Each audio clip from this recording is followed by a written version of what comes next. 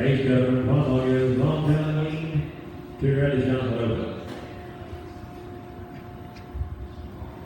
Yeah, down 22, down 22, that are down 22, long time, down 22, down 22, down 22, that are down 22, down 22,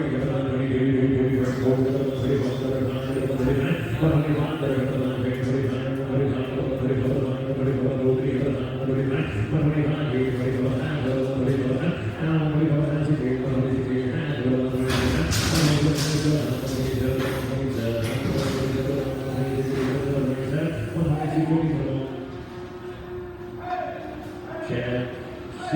17.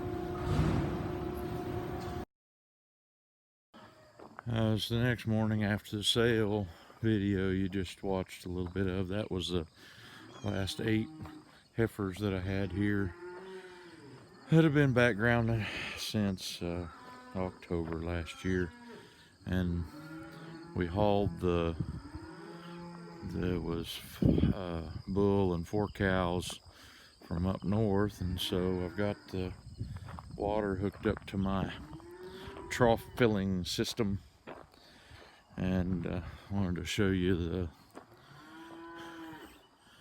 next 3 somewhat unwilling participants in the Case Farms backgrounding program here. I believe we'll just drive this out there. I've got the barn open where they can come in here, because there's no shade in their pen. Supposed to have a few more what I would term excessively hot days, so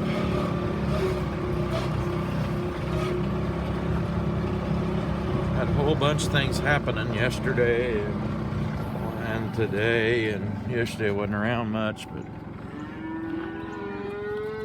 I sat at the stockyards all day from start of their sale until I guess it was after 1:30, so 5.5 hours, waiting on them to go ahead and sell my stuff.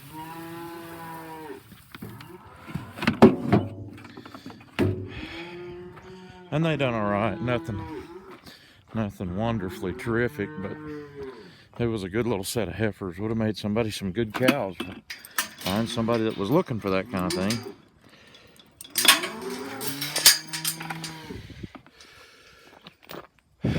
I got cows up here in the lot. Probably go a different way to go count them this morning. A bunch of my little new crop calves here. We'll be weaning them before too very long.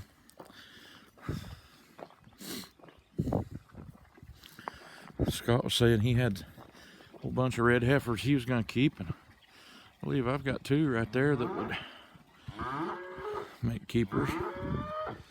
Maybe 3.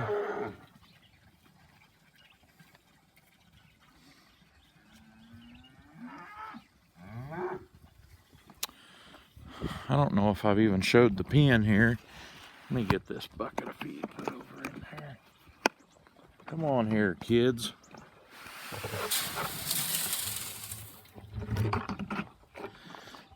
Dakota and I spent a day working on this pen, and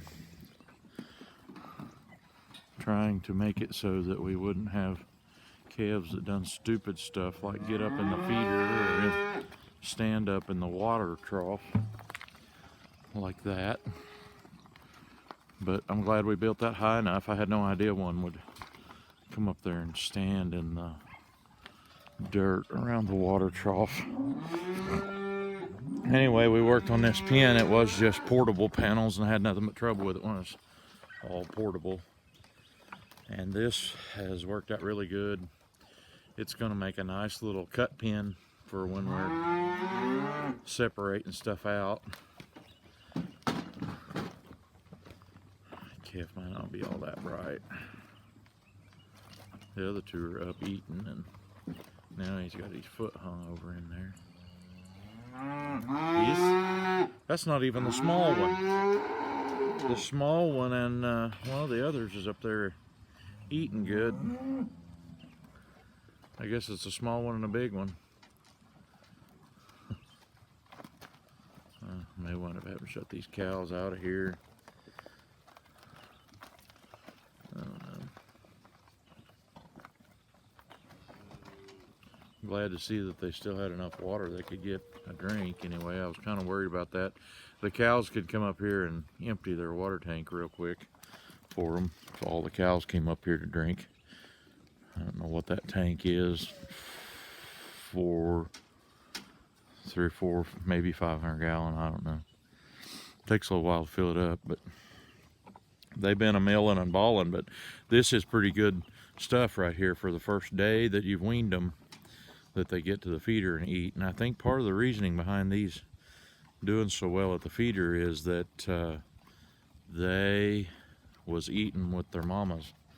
I was feeding their mama cows real regular, and we're going to start on a program here in the next couple weeks where we go to feeding these cows here every other day in this pen. And I may put a couple more feeders out, but 2 girls and a boy there, I believe. How that goes. The 17 and 14 both had mamas that were old cows, and 27 there, its mama was a first calf heifer, and she liked to starve him to death till we pulled him from here and put him up there, and then the calf could get all the grass he could eat. It's probably the only reason he's done as good as he's done. But good size, good start in here. That's good when they'll get up and eat like that. Well, I got a load of logs coming in today. Scott and I fixed a tractor rear tire for a tractor I bought. He's having trouble with these 1086. Gonna have the motor tore apart on it, looks like. And so got another 80 acres of hay to bale yet that we hadn't planned on. And so looks like we're gonna be doing that all with Identity Crisis and ID's baler. I can't latch the gate and hold the camera at the same time, so it kind of looks like that's how that'll be. See if I can keep from knocking that off and breaking the screen. Hadn't planned on getting more hay, but it looks like we will. It's gonna be a beautiful morning this morning. Dakota's gone this morning and this evening hauling cattle for other people. I guess he had 2 hogs to haul. So I do have plans on trying to go get that tractor this evening after we quit. I'm waiting on parts for Identity Crisis. Ordered me a window and a air conditioner line that had broke.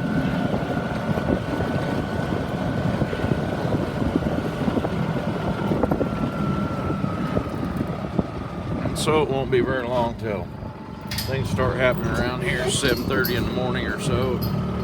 I do have quite a few logs, and we're getting more because it was convenient and the guy wanted to do some thinning. I'm not real thrilled about what it is. It's pecan, but that's okay. He brought me a load and I went over and fetched a load, and he decided that he wasn't hauling no more of them, that he would get a semi to come and, or that he would move them to where we could get a semi to come pick them up. And so that should all materialize today. He called me last night and said he had them ready to go staged up at a spot. So, and they're pecan.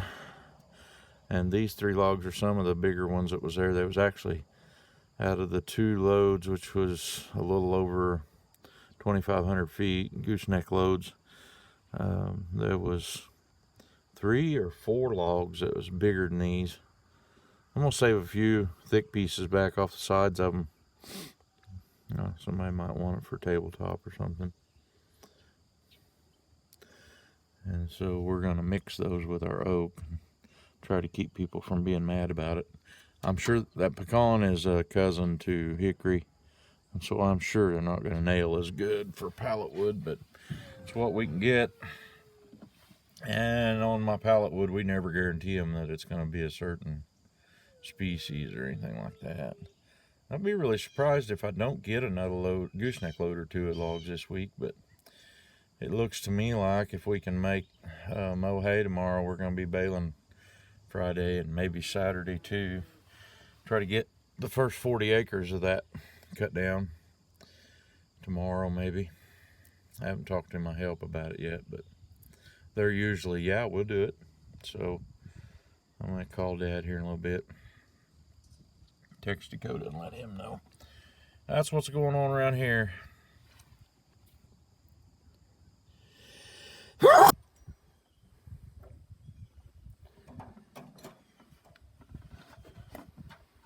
Maybe you can't see that from here. It's 1650.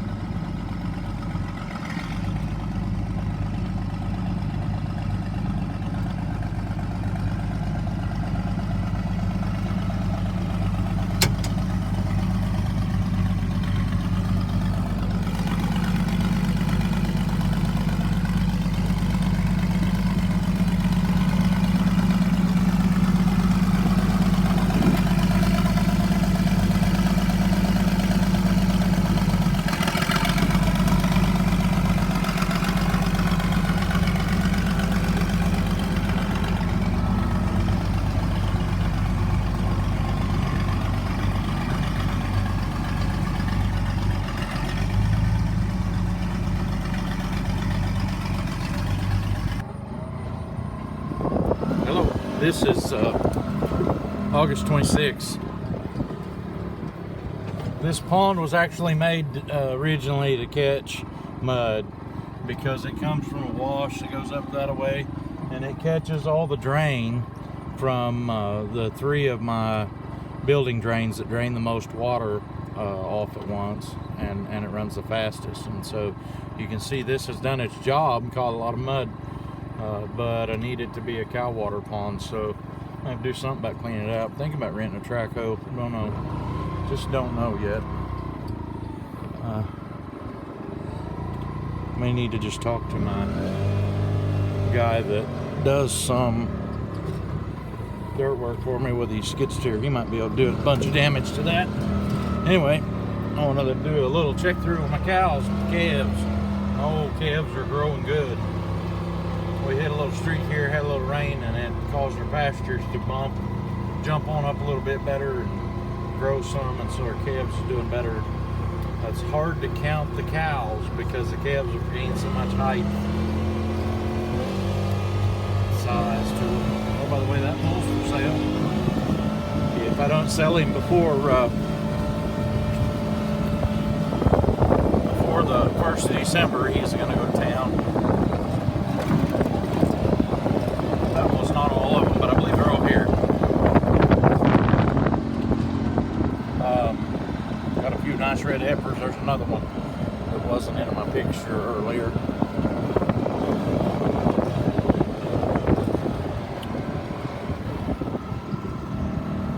We there's some little areas around here that just have not got the rain. And we are in some of them. We're in one of them that we just haven't got the rain. Over at Commerce, where I pastor at, they had rain 2 or 3 times that filled the road ditches up over there, and we didn't get any here. It's amazing how good these bulls are doing at throwing their genetics on their calves. You know, you can see I got a bunch of red cows. I've got a white cow. I've got a couple blonde cows, kind of blondish cows, and I've got a lot of black cows. But I don't have but I think 4 red calves, 3 or 4. I know I got 3.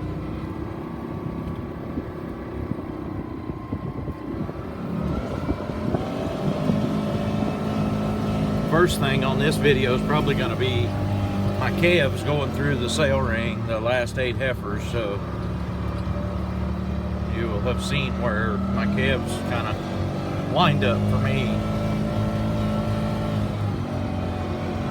So I'll get some more bringing out later.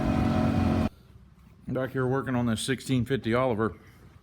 I want to tell you something about this thing before I get very far with it. Pretty straight old tractor. It is diesel. Got it from Kevin Gilmore, and I thought when I looked at it that I knew the tractor. I just couldn't place where it come from until he told me that it had a cab on it, and then I knew whose it was. It belonged to a friend of mine named Chad, and Chad and his Dad kind of farmed together. Dad had a little place over there by Cave Springs, and I was with Chad today. He went over to John's Tractor Works and bought the thing. I think he had him deliver it out. He used to pull a round baler with, but he never changed, never did do too very dadgum much with it. He baled a little bit of hay for other people, but used it around their place there. He said, Kevin said that the injection pump had went out on it, gave him trouble, so Chad had took it somewhere and had it rebuilt and couldn't get the thing back together to where it'd run, and Kevin bought it from him and was able to get it to run. And it looks to me like Kevin put a new starter on it. You seen it on the trailer, the old girl just started right up. 3-point still up on it, dual hydraulics. Chad pulled a 605F round baler with it. Pretty nice setup, really. Do what we need to do. Scott's going to use it to bush hog with. The cab, and I don't know, it's obviously had the original step would have been just a foot step that bolted right there. And the cab mounts went to here, and something I had remembered about the cab that was on it. The cab that was on it put the fuel filler inside the cab, which was kind of strange, but we're gonna marry the step off of the Massey Combine onto it. That's my first little project here, and we've been doing some other stuff. You see the trail it left? You might have noticed that when I was videoing him coming off the trailer with it. That filter is right there was leaking, and the dadgum thing, it leaked when we was over there, and I thought it was just seal on it. So Scott got on the thing, grabbed a hold of it. Once we got home, we bought another filter for it, and that filter had that hole knocked in it. I don't know what had done that, ain't no telling. But something had knocked a hole in that filter, so. And I'd been working on something else. I gotta change that tire. That tire's about to blow up and have puppies. The linkage, this is the Hydra shift.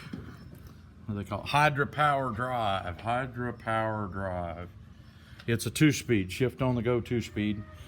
And that little joint right in there that has that cast deal on it is seized. I've moved it some. May have to take it off from there. I don't know what it's got. It's just got a hairpin. May have to take the thing completely loose from there and get the rod cleaned up to see if I can get that Hydra Power to move. Scott never could get it to move on the handle. It's because it's seized up. You can see it pretty good right in there. But anyhow, that's what I'm working on today. I'm gonna cut that step, and we've determined that I'm gonna cut it off right around here. And I've been thinking about leaving this handle. So I may cut that off and leave this pipe sticking up there. And then that step right there is gonna bolt right up to the bottom of this and have it to where it goes, that goes in it somehow. And I'll have to fix another brace down to the bottom of it. So that's what I'm working on right now. And also the radiator cap is missing. So I gotta get something for that. I bet I got one. I'm gonna go look right now. I bet I got one. Or 2 or 5. That's where I'm at.